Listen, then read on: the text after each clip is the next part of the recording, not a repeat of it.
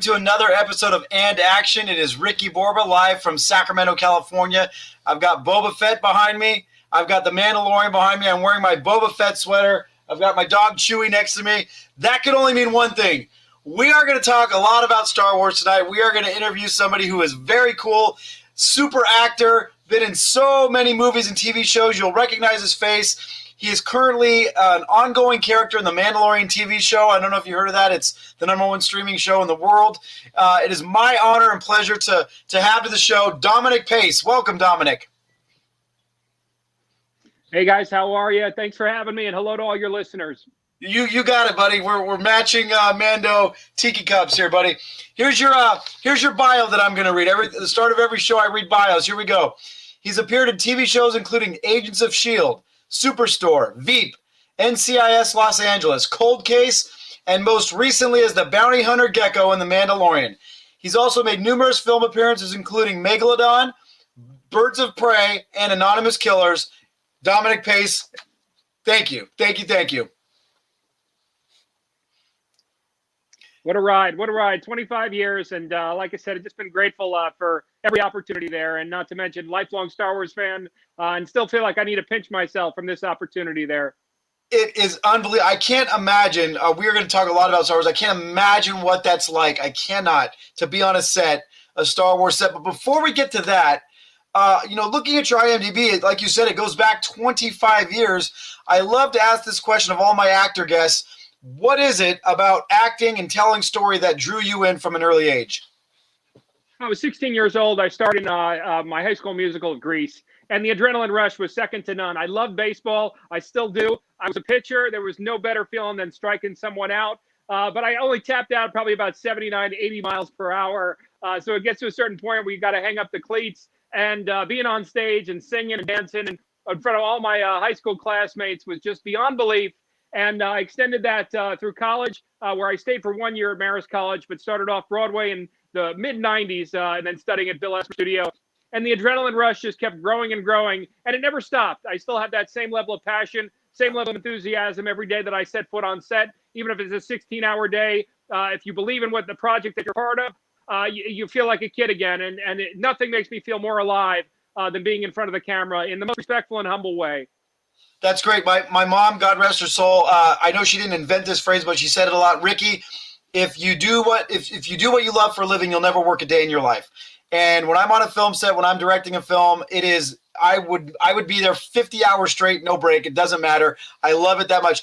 I have more questions about non-Star Wars stuff, but when the camera zoomed in on you, I couldn't help but notice behind you. What are we looking at, buddy? What is all that stuff? I've been a lifelong Star Wars fan. My mother, thankfully, I didn't have one of those nightmare stories to where, I had a couple of very good friends to where there was a garbage bag in the corner and all their figures got thrown out. I have the original Star Wars figures. I still have about 4 or 5 left to collect with Power of the Force. I think I am missing Luke Stormtrooper and EV-99. I think the black dark oh God, I forget it was Imperial guy. I forget the name. The one who I think signals the Death Star to blow up whatever. But it's just, yes, the Death Star gunner. But it's just great memories of childhood. The one thing I tell people who aren't familiar with, toy collectors over 30, over 40, it's not so much about the toy itself. It's really ultimately the memory. And growing up in the 80s in Westchester County in New York, just about 40 minutes north of New York City, I wouldn't trade it for the world. Not to mention, the time that I had with my friends. We grew up with about 30 kids on the block. It was called Ferris Place. But also at the same time, that time of imagination to create with our toys before all this social media. It was just absolutely priceless. And I'm glad that I have those mementos still to this day. I love that story.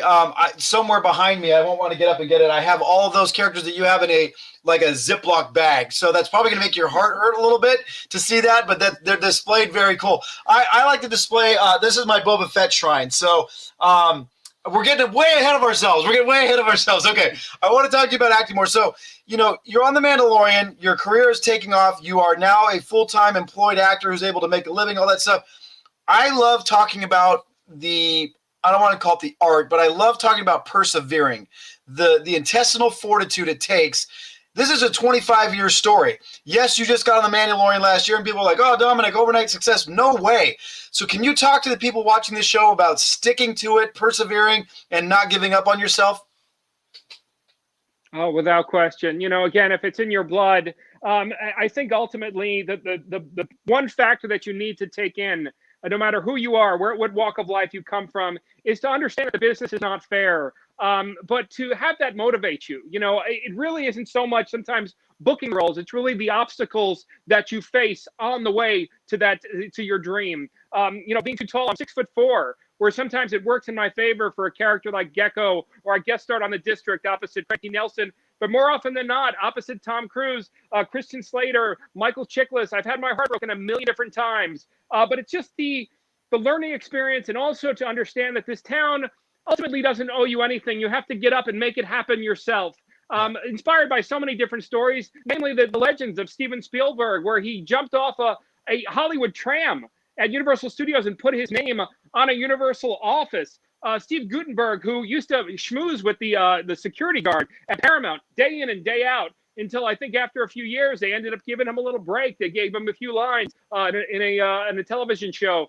It just takes perseverance, persistence, but also at the same time, just a little peace of mind for people that are aspiring to understand that the business is not fair. It does not owe us anything, but if you work hard, a lot of good things happen. And that's what this year is about in terms of this Bounty Hunter campaign, which we'll talk about soon there.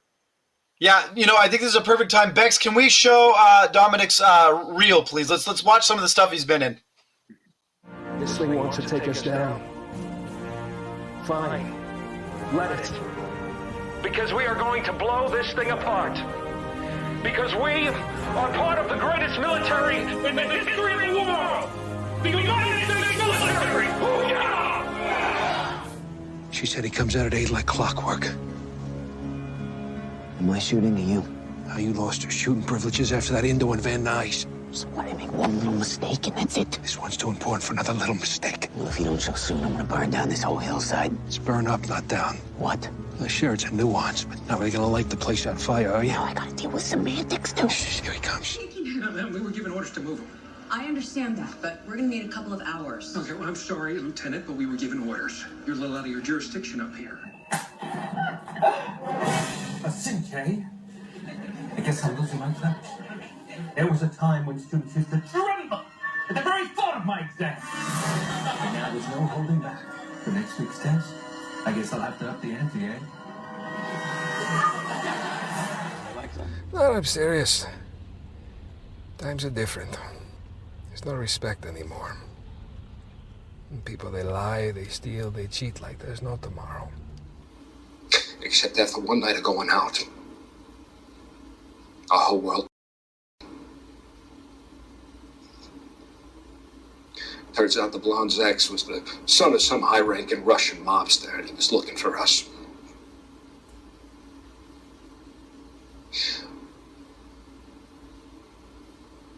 We came up through preschool together. We were raising hell. Never in a million years would I imagine it ended the way that it did. You are a great wartime hero, adorned with flowers and people.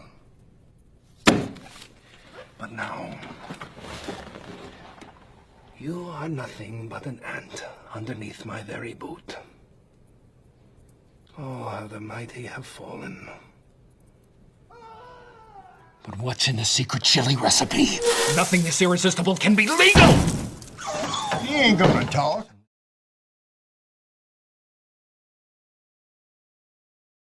Extremely versatile, my friend. Look at those accents. Look at the different looks you have. I mean, that's amazing. Talk a little bit about the art of acting for you.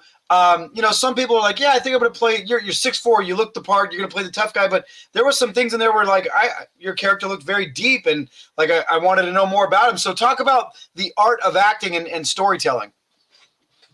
Sure. One of my first teachers, Mimi Turk, she was actually on Broadway in Fiddler on the Roof with Bette Midler. She was a member of the Actors Studio. She had a great saying back when I was a kid. It was called being private in public. And the one thing is, that takes years. A lot of times kids just automatically are able to put their walls down. I always tell people in regards to toxic relationships to keep yourself around positive people, because you have to keep your walls down. And by keeping your walls down, you're able to give your heart. the beautiful thing with this that I've noticed is at least you're able to love so much more truthfully through life, through your partner, and through also to your friends, and to give back, because you keep your walls down. You're not ashamed of who you are. It's a work in progress. I mean, if you're with a director, I just had it recently. I don't mean to be negative to where, unfortunately, you know, they're extremely critical and hyper, and it's sort of a negative tone on set. You're not going to get the best work. But ultimately, 99% of the time, have those directors and also actors that are rooting with you. And by doing so, you take those leaps. You take the risk. I'm not a great golfer, but I find a lot of parallels to sports and also acting, and that's in regards to getting out of your head. You know, you work specifically on the swing, the golf swing. It's the same thing where you don't get in the way of yourself. My son always jokes around because he knows me. I'm like this. This is how I talk. This is how I behave. But also at the same time, once you're able to sort of hone that craft after years, and again, it's always still a work in progress. I remember hearing a story where William Hurt would constantly keep going back to class, even after having numerous awards at the highest level. But at the same time, just continuing to bring your walls down, not only with the craft, but also in life, to understand that by being a good person, by giving your heart, even in a relationship where maybe it doesn't reciprocate, that's not on you. That's on the other person. But by doing so, it's amazing the beautiful things can sometimes come out of you by getting out of your way and being in the zone. That is some of the best advice and insight we've had on this show, and we've been doing it almost a year now, Dominic.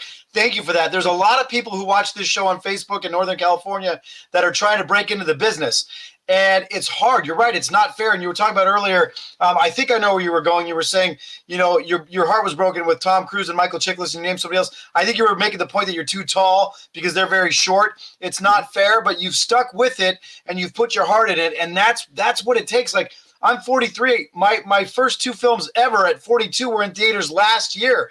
It was a very long road for me to get there, but I stuck to it. I believed in myself. I surrounded myself with positive people, and here we are. So with that said, before we get into Star Wars, which is going to dominate the rest of the night, what are some of your fondest non-Star Wars memories and stories from films and shows you've worked on?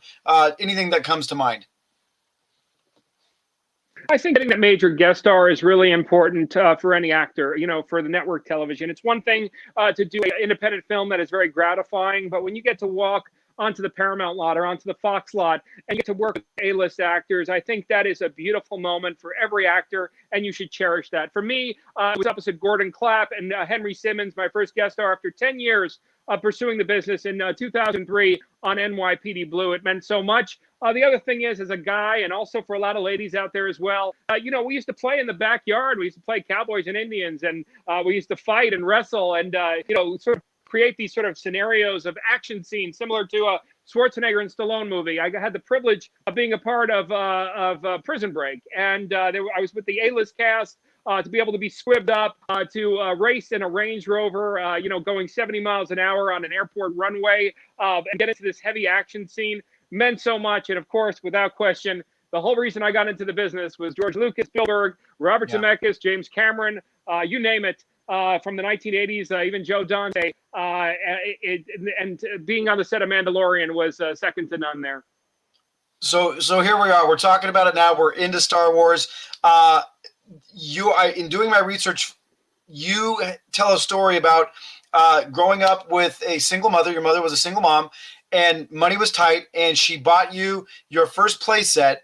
My similar story, which is my first memory as a human, is sitting about 3 years old, and my mom put Star Wars on a VHS tape and pressed play while she was cooking spaghetti. So I thought it was really cool that both of our first Star Wars memories are tied to our mothers. But talk about that first thing you got, that first toy you got, and then I want you to go a little deeper and tell me why, because I think I know why for me, but why it enveloped you so much and why you fell in love with Star Wars in that moment. This sounds very childlike, but there's something to be said about the music of John Williams, and also colors. I think of the colors of Greedo and Walrus Man and being 5 years old and just seeing the intricacy and the detail that Lucas's original team now passed on to people like Brian Sipe, who did Gekko. Just the detail, the attention to detail that when you're a kid, that sort of captures you more than the dialogue itself. To have that first Marvel comic book, which I actually have on the bottom row. But I'll tell you, just to sort of transition from that, on to the first day to remember that Cantina playset and the original 12 figures, and to sit there. I remember Dengar specifically, where I used to put the blaster and try to, you always want to try to get that blaster going straight in the action figure's hand. But holding, I got to select my own blaster on set, and being in a cantina, a real Star Wars cantina on the first day, all those memories came back, and never in a million years, I wish somebody from the future would have came to me and told me at 5 or 6 years old that you would be in a Star Wars cantina. You'd be a one-of-a-kind bounty hunter, because that would have fired me up all the way through all the dark times in life, as far as, getting that rejection, not getting that part on television or film, because it really was second to none that day, not to mention the one and only George Lucas there with Kathleen Kennedy, Jon Favreau, and the legendary Dave Filoni there as well. It was just beyond words. That that could bring me to tears. I want to know how that happened. Did you audition for it? Did you just get a call out of the blue from your agent? Walk me through getting to the point of getting on The Mandalorian. Then we're going to talk about what happened when you were on it. It was second team, true and true. I am a blue collar actor. I've been in this business for, again, as we talked about, 25 years, and through that has been a tremendous amount of odd jobs. I never hung my head low in terms of, hey, second team wants you. For Frankenstein, I was Shuler Hensley's photo double and stand-in on Frankenstein. I got the privilege of spending 3 months with Hugh Jackman at the Howard Hughes Studios on Van Helsing. Also with Will Smith on Bright as one of the orcs. Also Agents of S.H.I.E.L.D. as well, with a tremendous amount of prosthetics. It is not the greatest talent in the world. Some of the second-team casting agencies will appreciate that you are not claustrophobic, that you have a positive attitude, that you're patient. I was brought in for a simple makeup test just by a second-team casting agency for that specific reason, with the bald head and just being patient, kind, and polite, and hitting it off with this genuine human being, Brian Sipe.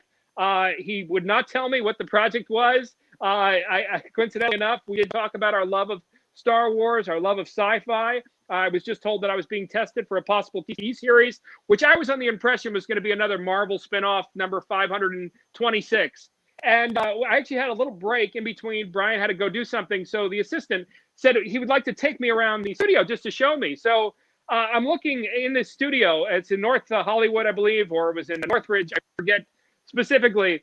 And there's all this Star Wars stuff. It's almost like my own version of the Clone Wars, like an army being prepared. Yeah. And I'm seeing these troopers and everything else. And I said, I'm just curious, what's it? I did not put two and two together. And they said, this is for a video game. They're putting together a video game. So I said, oh, okay, awesome, man. That's really cool. I'm a huge Star Wars fan. That's pretty awesome. Didn't think anything of it. 2 weeks later, I got called back to Manhattan Beach Studios. They told me, I remember I used to audition for CSI Miami down there 1.5 million times. And it was for a makeup test. And I said, God, this is the first time ever I've been invited on set for a makeup test. That is really, really rare. This budget's got to be off the charts. And I'm sitting there signing the NDA. I laughed because, as soon as episode 1 came out, I was like, I'm Star Wars, Yeah. I forget what I signed. I forget what I signed over, but I doubt that it was like doing 100 different podcasts. Yeah. So at the top of the NDA, it said Lucasfilm. And all of a sudden, I look to my right, and there's this costume designer where literally he has the most unique look you could ever imagine. It's a beautiful, unique look. His name is Joseph Aporo. And he's been part of some amazing projects such as Orville. It's as if he's been to outer space and he just knows the look, the style. And it wasn't until I walked into the dressing room. It was a closed room. They would only bring in each performer, second team performer, one by one. And there was a rack of clothes, 3 different options, 2 that were masked, which would have been great, but it wasn't, the essence of Star Wars, and not to mention this character. And that's where my hands started shaking and going numb, knowing that not only it was Star Wars, but also next to my name, Dominic Pace, it said Bounty Hunter. And that's when Brian came up and he said, you were so patient and kind. He said, I don't want to put you in a mask. He said, I want to give you the most extensive prosthetic. And then that's where the light bulb started going off. Being a lover of the figures and the merch and everything else, thinking, God, how amazing would this be to expand upon this guy's story, knowing that it was a one-of-a-kind species that I was going to portray in episode 1 and 3. And obviously, history in the making, and we're making history as we go, especially through this year. It is an incredible story. There's so much to pull from. A couple things right off the bat. I'm sorry if you're uncomfortable with compliments, but I hit you up on Instagram today. I tried to follow you because your page is private. The next thing I know, I'm getting a voice message from you. I know that you did not know that I was the host of the show tonight. You were just like, hey, man, thanks for adding me. How'd you hear about me? Hope you're having a great day. Take care of yourself. May the force be with you or something. And I was like, what a cool dude. Like, doesn't know me from Adam. He obviously doesn't know I'm hosting the show tonight, but he sent me a voice message. And you are a genuinely nice guy. Like, that's unheard of in this industry that someone would go out of their way to do that. So first of all, thank you for that. I hope you don't mind me giving you a nice compliment there. So that aside, I talk about it on this show every week. A good attitude is going to keep you in the room. Your talent might get you in the room, but a good attitude is going to keep you there. Your character is going to keep you there. And it sounds like Brian Sipe and the team saw you there. So you're there. You see your name on the placard. Your hands are shaking. I have a question, but I'm going to tell you my story now. That is my similar story. So 3 years ago, I toured Skywalker Ranch, which is near my house. And I stayed the night there with my buddy. Yeah. So I stayed the night there with my buddy who's scoring an album for a college. And he's like, hey, do you want to stay the night at Skywalker Ranch? You can sleep in one of the bungalows, blah, blah, blah. I'm like, sure. I'll make a long story short. The next day we take a tour. And I know what's on the tour. I've heard about it. I've been to Skywalker Ranch before. It's very vanilla. The tour's vanilla. Like, they take you, they show you to the inside of the house. It's really cool, but it's vanilla. So I will not mention her name because she absolutely asked me to never tell this story. I turn to her and I say, hey, is it possible to see the archives? I know that the Lucasfilm archives are on campus here, all the props and costumes and everything. She goes, I've worked here 18 years. She goes, I've only been allowed in one time for my daughter's 18th birthday, and we were allowed like 10 minutes, and that was it. And she goes, Tim Burton was here yesterday and asked George Lucas to go in the archives, and George Lucas told Tim Burton no. So she goes, I'm not telling you it's impossible. I'm just telling you it's never going to happen. All right, fine. So we do the tour. We go in the Foley room, and we walk in the Foley room, and I'm wearing a vintage Star Wars video game shirt of a game that never came out. And John Roush, who did all the Foley for Hook and Back to the Future, he made the sounds in Halo, the video game and all that stuff. He looks at my shirt, and he goes, what's that game? And he's like 65 years old. And I'm like, oh, it's just a fun. He goes, I really like that, like vintage Nintendo. I'm like, cool. He goes, look at my shirt. It's a Halo shirt. He goes, I did all this. I'm like, oh, that's so. So him and I start talking for a couple minutes, right? He goes, all right, I need you to leave. He goes, I need you to get out of the Foley booth. I'm like, okay. So he goes, yeah, you too, to the tour guide and my friend. So we leave. We're standing outside in the like the, where the cars park. And the tour guide, she looks at me. She goes, in 15 years, I've never known John to do this. I have no idea what he's up to. So he comes out and he goes, all right, come back in. So he brings us in and he goes, you know where we are? And I said, I think we might be on the bottom floor of the archives. And he goes, you're right. How would you like 25 minutes in the archives? And I said, what? He goes, I will take you upstairs and give you 25 minutes in the archive right now if it's okay with the tour guide. He looks at her. She looks at me. She's like, absolutely. So I pulled John in close to me and I whispered to him. I said, John, don't mess with me right now because this is too good to be true. If this is a practical joke, I'm going to start crying right now. He's like, I'm not messing with you. I got to go up and tour the Lucasfilm archives and hold the actual Luke lightsaber, the actual Boba Fett helmet. So for me that day, my hands were shaking. I got to touch the actual Han Solo and Boba Fett. It was nuts. So I can kind of imagine a little bit what it felt like for you to walk in and see your name next to Bounty Hunter. I mean, that's so cool. Okay, so that's my little story. I'm going to get back to my question now. So you get all dolled up, and I want you to talk about, because I've seen the footage from Phantom Menace where Ewan McGregor picks out his own lightsaber. So they walk you over to a table with a bunch of props and guns, and what happens next? Well, actually, we had the screen test. So I was with Dave and John and also Deborah Chow to where I needed to get approved. So the reason it was nicknamed Gekko was he was inspired, Brian, by a it was a Gekko-like model from Atlanta. He had a female model to where she had these bumps on her head.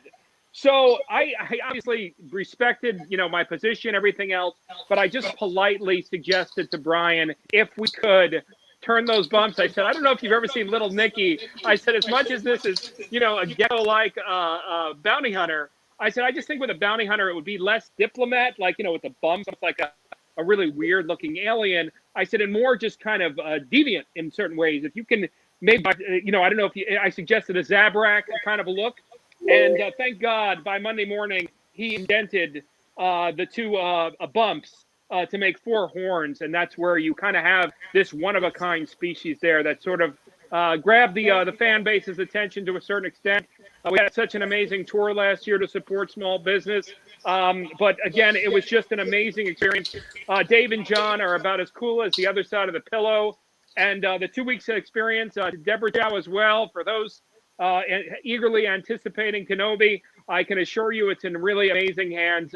She is just an amazing controlled director, just calm and cool and focused. And I think Kenobi is going to be absolutely outstanding with that in her hands there, without question. It was an amazing experience, and I owe it a lot to her because they actually only pulled a handful of characters out of the cantina to have that standoff. And I know that every guy and girl who loves the Star Wars action, it's special to be a cantina character, but what's even more special is to be part of that action, to be with the Stun guys for a few days, not to mention the legendary Carl Weathers to be flanking him during this major standoff and historic point of the Star Wars universe there, the standoff at Navarro.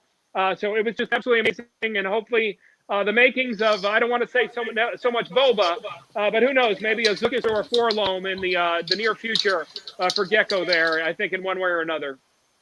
That is so very cool. So you're in the cantina, you know that there's going to be this scene, and you had no idea they were going to go in there and pull you out to be one of the main dudes out there?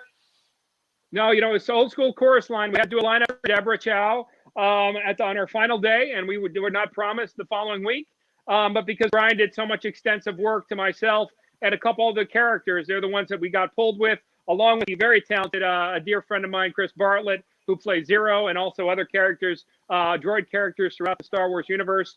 And it was just absolutely amazing. We had a week there, and that was parallel. We didn't work in the volume, but that was perpendicular over to the volume there, which was when I had the screen test, I had a chance to look at that, and that was just absolutely beyond words. I cannot wait for the future of Hollywood cinema with that the ability now that technology has. That's amazing. Okay, so you mentioned earlier George Lucas. I'm going to tell you my George Lucas story, then you tell me yours, because yours is way better because you actually got to work in Star Wars. So 2005, I think I have it right here. So 2005, I get invited to the Episode 3 premiere in San Francisco at the Presidio. And so he had rented out all 9 theaters in there. So I got there like 6 in the morning, and at Lucasfilm for a premiere, it's first come, first serve. Just because you're like the first AD or something doesn't mean you get better seating, right? Like it's first come. So I get there at 6. It's not till 10. I'm like the 5th person in line. They open the doors at 10. They go, okay, pick a theater. I said, this is 2005. So I said, which theater is digital? Digital was new at the time. And she goes, Theater 8. And I'm like, okay, great. So I book it to Theater 8. I walk in, and there's 3 rows roped off. And I'm like, well, I got here at 6 in the morning. I'm going to sit in the best seats, which is where they were roped off. So I hop the thing, I sit down, and the usher comes over to me, and she goes, excuse me, sir, you can't sit there. I'm like, well, I got here at 6, and I feel like I should be able to sit where I want. I'm kind of being a jerk about it. She goes, those are for George. So I said, oh. So I hop out of the seat, and I go directly behind the last row that was roped off. 10 minutes later, George walks in with Robin Williams and Rick McCallum, and he sits right in front of me. And I watch Episode 3 with George Lucas in front of me. He's whispering to Robin Williams. He's whispering to Rick McCallum. Okay, so the movie ends. We stand up, we cheer. At the time, 2005 was brand new. The Lucasfilm Presidio office, that whole headquarters thing. We go have a lunch in there, and it's like buffet style. I grab my food. I'm starting to walk around, and George Lucas is just standing talking to somebody. He's just standing there talking to somebody. I'm like, okay, this is my moment. So I walk over to George, and I go, excuse me, George, my name's Ricky. I just want to let you know how much Star Wars has meant to me. Thank you for making it.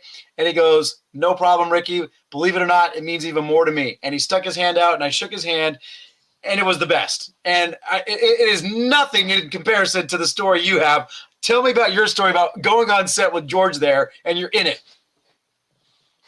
Well, it was a bit ironic because when you're on set, unfortunately, it's like the military. You have to just listen to those that are the next level in command. You can't go up to John or Dave or George, unfortunately. But the good news about that is 2003, my wife is actually a member of the Paramount Pictures archives. So we would get invited to a lot of the VIP parties. There was a charitable event in Bel Air called Target, A Time for Heroes, hosted by Target. And he happened to be there. And in 2003, that's when I had the privilege of meeting him, shaking his hand, taking a picture. But on that day, it's like the military. They basically say jump, you say how high. Second team, it was a privilege to be there, but it was not a Comic-Con. This was not a meet and greet. The reason you're invited is because they have a $100 million budget on their hands, and they're trusting the fact that you're going to basically pay attention and do what is ever asked of you. But when they're on that kind of budget, every minute counts. We were actually doing, I'm sure you're familiar with the terminology of French hours with lunch. And the reason that was going on was because, again, such an extensive budget to be able to have to keep production rolling even while people were going, grabbing a 30-minute lunch and then still having production going, as opposed to other productions to where everyone sits down for an hour and you guys all chill out. It didn't work that way. It was just every dollar and every minute counted there. So unfortunately, as much as it would have been great to have a sit down and chat it up with John, Dave, and George, it was just a dream to be amongst them, not to mention within the Star Wars universe there, not only at the exterior of Navarro, but also inside the cantina there. That, to me, still very cool that you're in Star Wars. George, Dave, and John are there. You saw all three of them with your own eyes, not through a TV monitor like I have with John and Dave. I want to meet them someday. But there was something else that was really cool for you, and you mentioned a minute ago, and that was Carl Weathers. You're an Italian-American, and there you are standing next to Apollo Creed. So talk about that for a little bit. Yeah, without question. I mean, Star Wars was such an influence, but also the one beautiful thing I love, not only Italian-Americans, but also the upbringing. It's sort of intermingled with the African-American community in the New York area. I get so upset with everything going on now because I had a beautiful upbringing of amazing diversity in New York, where we lived together as one. So to be there with him, with such an inspirational Italian-American and also African-American franchise such as Rocky, and to hear his voice through my right ear as we had this standoff to a character. Funny story, I actually thought that was actually going to be Boba. I thought there was a 25% chance I was had a gun staring down right at not only Boba Fett, but also the grandson of John Wayne, the legendary Brendan Wayne, who did such an amazing job along with Lateef Crowder and, of course, Pedro to bring the Mandalorian to life. It was just an absolute amazing adrenaline rush. And what I've been saying in a lot of interviews, I just wish I could bring every Star Wars fan into my heart, into my eyes during that moment, because you get what's called tunnel vision, almost like the Matrix when you're in the moment. And it's one thing to do that during a crime drama on network television, but it's a way bigger thing to do that in the sci-fi world to where you really feel like you're somewhere else, not to mention in our beloved franchise there. Absolutely. And your answer here kind of leads into my next question, which was you've worked on some very big projects, huge Oscar winners, Oscar talent, Oscar directors.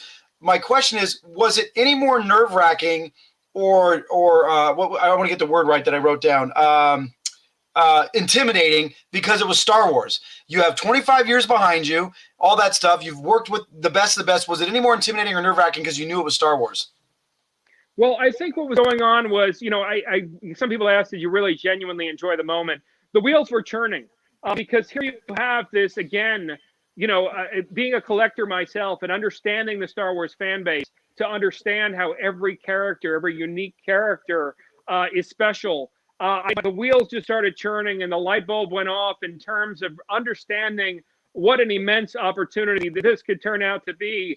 And I think the summer of 2020 proved that firsthand with my tour, not to mention now moving into the fans creating a comic book for the character.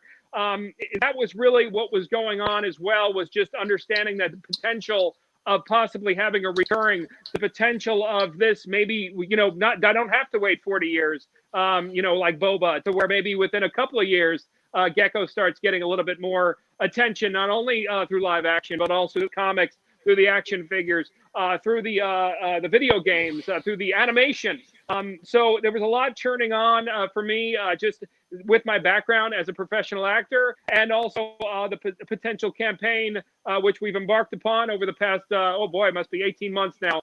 So that was really flowing through my veins there. And you could imagine having to keep this a secret for an entire year, not to mention March of 2019. I was there in Chicago with everyone else, actually scouting some illustrators who would potentially, bring this character to a little bit more life during my campaign.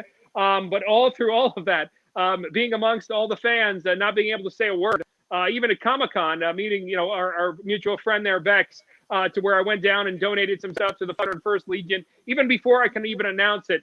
There was a tremendous amount of excitement until September of 2019 there. And when that happened, obviously we were off to the races, and I couldn't be more excited to be a part of the Star Wars community there. That to me sounds like death by 1,000 paper cuts, being at a Star Wars convention. By the way, I've been to like 9 of them. So I've been to all of them. So I know how rowdy we get and how excited we are. So for you to be there, you're just screaming like you want to scream, "I'm Gekko! I'm in the middle!" And you can't. It's brutal. There was an interesting moment. I was waiting for an illustrator, actually, who had an extra ticket. I was flying out there. I had an interview with PBS. It was an interview. I forget her name, but forgive me. I was out there for an interview with PBS, and I was there for about an hour waiting for him outside in the cold, and just seeing the level of enthusiasm, being reminded of how passionate the Star Wars fan base was, just pumped my adrenaline up that much more, knowing that the magic of side characters can exist. And through that, there's a tremendous amount of parallels to my own career in terms of being an independent contractor is very similar to a bounty hunter. And also the work of 25 years, a culmination of that sort of poured into this character to where now, like I said, we're embarking upon quite a journey this summer, which is going to be pretty ambitious there. We are going to talk about it, but let me paint a picture for you. It's 1999. It's April 20th. There had been no Star Wars conventions. I had the Star Wars Insider magazine, and in the magazine it says there's going to be a Star Wars celebration in Denver, Colorado. And I was like, at the time I was a radio DJ. I'm like, I got a couple extra bucks in the bank. That sounds fun. We go there. It was a nightmare. Raining, outdoors, no order, no line. It was chaos. And this is the badge for it on the back of it, signed by Warwick Davis. But now the conventions are they're run like the military. Like you go here at this time, you do this at this time, and you need a badge for this and a wristband for that. But there's so much, and I bet, we're going to talk about the fans right now for a couple minutes. You go there and you're like, for me, because I have the Mandalorian costume, and it's in the middle of getting all the way done. I have Boba Fett, I have some helmets there, but you go there and you see guys that have spent thousands of hours to make a General Grievous look correct. You see a Wampa that's the size of a Wampa. He's got his 3-year-old next to him as a mini Luke, and you're like, this fan base, in my opinion, there's no other fan base like it on Earth. There's Lord of the Rings, there's Matrix, these popular pop culture movies. Star Wars blows them all away in terms of its fan base. There's nothing like it. So talk about, I love hearing positive interactions about the Star Wars fan base, and you love the Star Wars fan base. Just talk about that for a minute. Absolutely. I had a few agents last year where I was just going to go along with the A-team to the Rhode Island Comic-Con, Colorado Springs Comic-Con, to Vegas. I had even booked in South America and England just due to the passion of the fandom there. When that all got canceled due to COVID, I just initially said, hey, you know what? Maybe I'll get 10, 20 people at each comic book store. But also, let me get out there and try to help some of these small businesses. I cannot tell you, you talk about the detail that they put into their costume, but also we can talk about the detail that the 501st, the Rebel Legion, Imperial Outlanders, the Sith Dynasty, the Mandalorian Mercs put into their communities through giving back. There's something called Cameo on, where you can ask a celebrity for a certain amount of money to create a video. The fans have been so supportive of Gekko.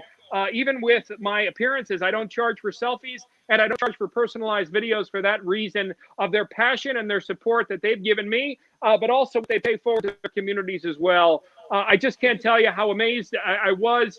I was taking my 12-year-old son. We were in Sioux City, Iowa, and I was given, in Cleveland, Tennessee, I was given the key to the city, but in Sioux City, Iowa, the mayor shows up along with the entire 501st Legion in Iowa and surrounding areas to present me with a Gekko the Bounty Hunter Day that was officially named on July 19th, 2020. But the amount of work and the passion that they have with their community inspires me day in and day out. And again, I'm forever grateful and humbled because, like you said, in any other franchise, a second team bounty hunter, a second team character wouldn't even be a flash in the pan. It would be absolutely nothing. So I owe them so much and extremely grateful and look forward to paying it forward this year to them as well. That's awesome. I have 21 questions for you. Question 21 is, and you mentioned it, how in the world did you get Gekko the Bounty Hunter Day And then on July 26th, A Key to the City in Cleveland and Tennessee. You're a New York guy, so that floors me that Sioux City, Iowa, and Cleveland and Tennessee. How in the world did that happen? I think there's a lot to be said. And the one thing on top of this tour with the comic book this summer, it's also a lesson to my sons. And it's amazing the power that you can build through helping others, through caring about others. And that's one of the examples, I think there's a quote or a saying for fathers and also mothers that, up until they're 18 years old, they're watching you indirectly. And you have to set that example. And the one thing for me, even when I used to manage restaurants as a survival job, was to take 70% of everything as opposed to 100% of nothing. And by giving back, by helping others, by giving others incentive and also positivity, it's amazing what ends up bouncing back. People ask me all the time, what's your favorite Star Wars movie? Without question, hands down, it's Episode 5, because we talk about the teachings of Yoda, the peaceful teachings of the Jedi, to where it's not only about generosity, but also about believing in yourself.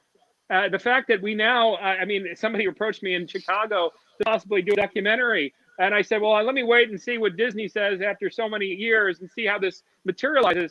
But in terms of having something, such a small opportunity and creating so much positivity through it, I think will be a beautiful message in the years to come. And most importantly, to both of my sons, Dante and Bennett, to where they'll understand the importance of helping others. And through that, the world opens up to you in so many ways.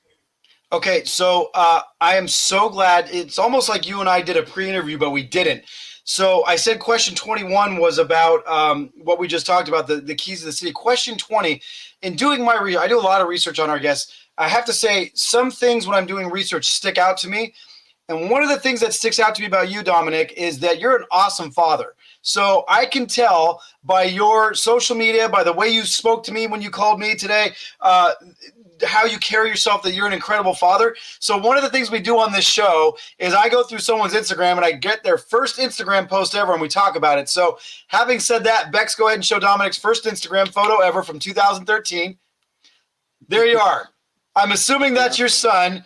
Talk about this photo. There was no caption to it. So where are you? What are you doing? And then Dominic, it's a little deviant from what we usually do, but I want you to talk about the importance of being a good dad.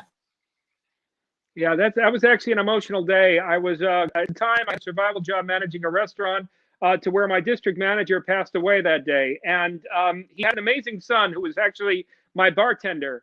And I sent that photo to his family, and I let him know. I said, just so you know, the amount of leadership, the type of leadership that your father had for me inspires me to be a great father. I didn't grow up with a dad.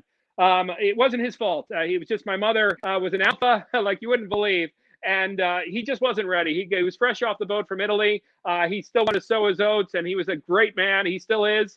But at the same time, it's just two Italian alphas are only going to go so far. Yeah, they create a very passionate kids.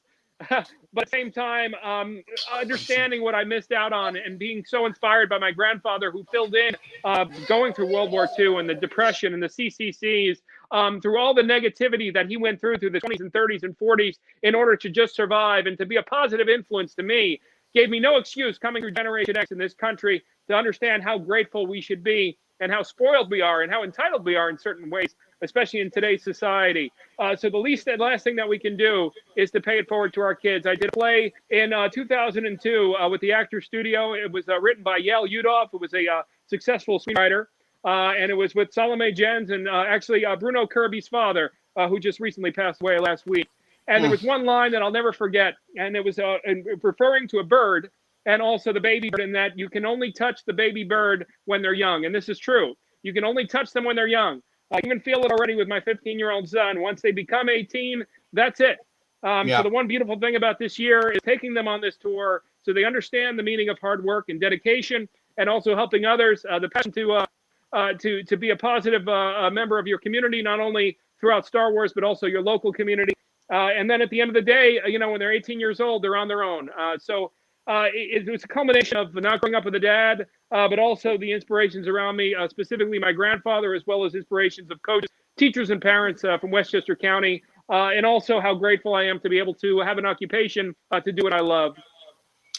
Dominic, that is more important than anything else we will ever talk about on this show. What you just said about the importance of being a good dad, having a good role model as a father. Thank God your grandfather stepped up and showed you a good example of that. But I had my son. I don't know if you got a chance to see him.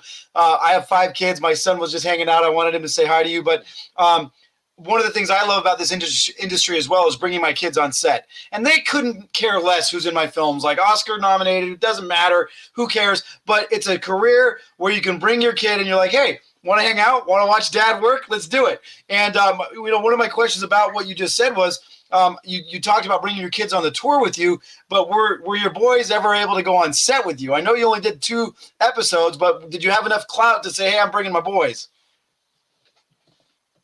Oh, with Star Wars, absolutely not. But just to go back to what you're saying with one of your projects, one of the guys that beats me out often is one of your actors, Paul Ben Victor, who's an incredible talent. And he was an old friend. I used to know him years ago, but just absolute amazing resume. I had the privilege of bringing him on NCIS when he was an infant. And the lead cast just, they loved those those beautiful fat Italian cheeks. Mark Harmon was just an angel. But more often than not, when you're at the major league level, you need complete laser focus. And if it's your project, I understand. But for me, especially when you're invited as a guest star or co-star, if it's one thing, if you're a series regular recurring, I just tried not to do that unless it was something where I just had a few lines. I remember there was one show at Warner Brothers there years ago with Rob Morrow to where I brought them into my trailer as well. But yeah, I mean, it's great for them to see the other side of Dad, what he does. I feel like being in Hollywood for 20 years, it sort of wore off on them. I said, I should have just been an accountant, because sometimes, I'll be on television and they're not that impressed unless it's, Star Wars or something that's sci-fi. But amazing kids and just very well-mannered, and they're heavy into their school as well as sports there. That's awesome. I am so glad to hear you say that. A lot of what I do in my life, there's a podcast I'm a part of called Rebel and Create, and it's about breaking trends and molds of the sins of the father, if you will, and how to be a good dad. And so I talk a lot about that stuff. So I love hearing stories from guys like you who take the job of being a father serious, because, with 5 kids, I can't just be a hands-off dad. I've got to be in there and all that stuff. But, you said something that's funny, like, as a director, I still straddle the line of fanboy and director. Like, yeah, I'm directing a film, but then there's Paul Ben Victor in front of me, and I'm like, I just want to be total fanboy, like I'm at a convention with him. So, all right, we can talk about it all night long, but let's get back, because I want to plug something really cool for you. And we've mentioned it briefly, but I want you to expand on it now. And that is your comic book, your character. I want you to show the tattoo. We talked earlier in the green room about this fan base has latched on to this character in such a way that Lucasfilm is noticing. And I just want you to go nuts with this right now, that whole thought of, like, what's happened. Well, we started off with about maybe 25 different cities last year across the country. I'm from New York, and I just reached out to the stores, and I said, listen, as opposed to an appearance fee, which a lot of talent has, I said, let me pay you guys. I said, just give me a night at a hotel, and let me give you a percentage of the autograph sales. And by doing so, I also aligned forces with the 501st Legion, the Rebel Legion. They were all eager to get out and just have something to do in a safe manner through all the conditions that were last year as well as they are this year. And instead of just sort of regressing, it's sort of gained momentum to where a lot of the stores called me back. But on top of the stores calling me back, it multiplied. So we have 60 different stores. And the reason we do is about in November and December, I had a few fans come to me, and some just suggested that I put together a fan fiction comic, and others volunteered. So I have a gentleman in Maryland, one guy in Romania who's an illustrator, and a colorist in Brazil who's putting together this beautiful backstory, a one-off edition of Gekko the Bounty Hunter, non-canon. And I reached out to some of those stores early in the year as well as late December, and they said we would be honored to have you back. So we're just signing the autograph and selling, the comic. A percentage is going to be given to every single store. I'd say true to my word in regards to that. We are going as far west as Alaska, to Hilo, Hawaii, and then as far east as Miami, as far south as Corpus Christi, as well as Boston, Massachusetts, and New Hampshire as well. It's going to be an amazing road trip. I'm taking my sons. I want them to understand the definition of hard work. And hopefully at the end of the rainbow here, we will receive a call from Lucasfilm because we hope that our enthusiasm, our level of ambition, and also the lesson of working hard, paying it forward and giving back and spreading positivity throughout the community will certainly pay off for this bounty hunter in the years to come through Disney and hopefully their live action there. Amen, buddy. I love that. I love that you're so, as a lot of Star Wars character actors are, so hands-on with their character. I'll never forget, I don't remember his name, but he played Jack Porkins. He played Porkins in A New Hope, and then he was also in Batman as Eckhart. At the second Star Wars convention, when you were in line to get your autograph from him, he would often get out of line and tell Jack Porkins' backstory about how he owned like a space, because he's a big dude. He's like, he owned a space McDonald's. He saw the Empire. It was just really cool. So tell me about, this is a non-canon comic. Are you working with a team on the story, or did you come up with it? And I have a very specific question because I was like, wow, this is really like detailed. You said you'd like your species to be known as Sharadan, I think is how you say it. But like, where did that come from? Talk to me all about how this is coming up in your mind.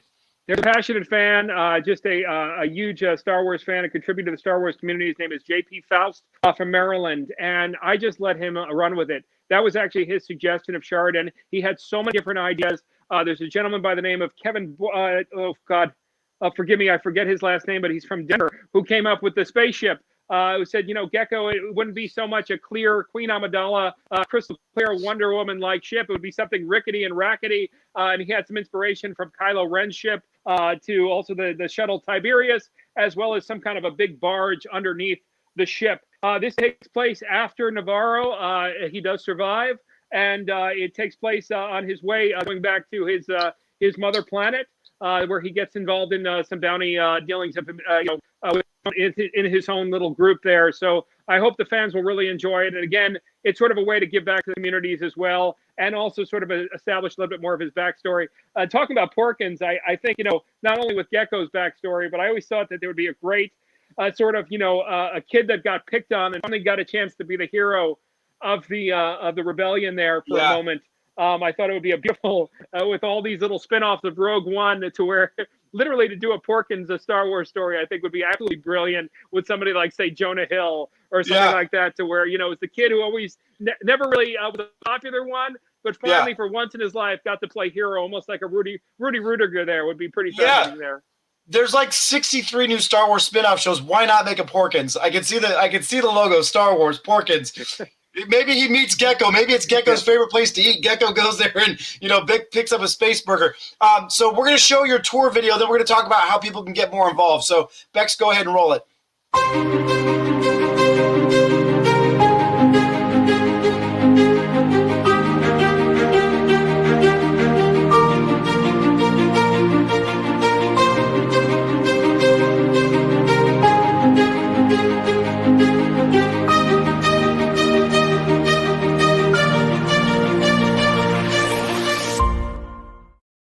I think you have a busier July than the President of the United States. Like, you are like back to back to back to back, but it's going to be a blast, right? Like, you're looking forward to it.